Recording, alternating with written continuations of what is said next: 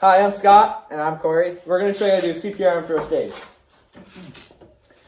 I'm going to show you how to splint an injury temporarily until you get to the hospital. So basically Scott broke his arm because he's Scott. So I'm going to fold this thing. It's not folding.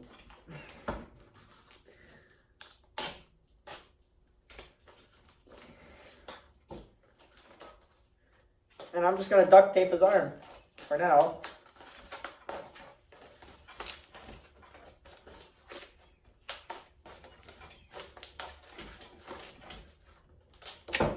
Hold it.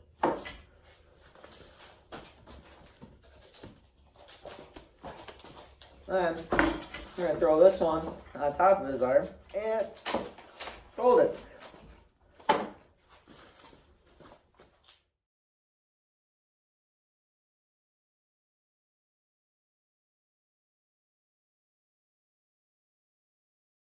Okay, next I'm going to show you how to do CPR. So step one, you have to have an unconscious victim in order to initiate the CPR. Hey Corey, come here real quick! Yo, what's up, bud? Where you at? Now we have an unconscious victim, let's get to work. Step number two is you have to ask the victim if they need any help, even though that might sound a little weird.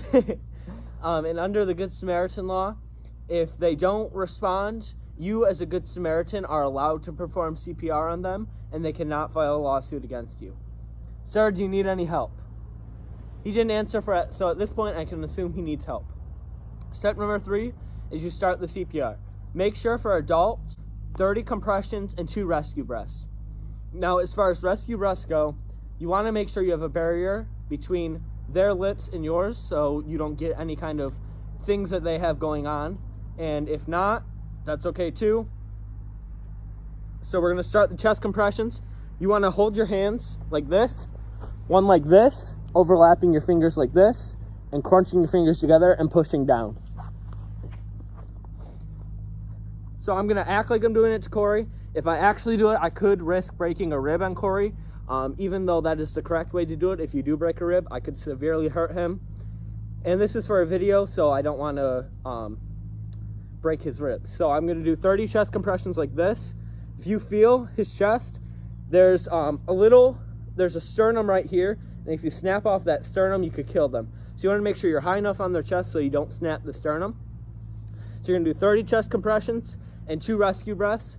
After the 2 rescue breaths, you go back through the cycle, do 30 chest compressions and 2 rescue breaths. If you feel fatigued, make sure that you ask someone else to switch you out and tell them what number of chest compressions you're on.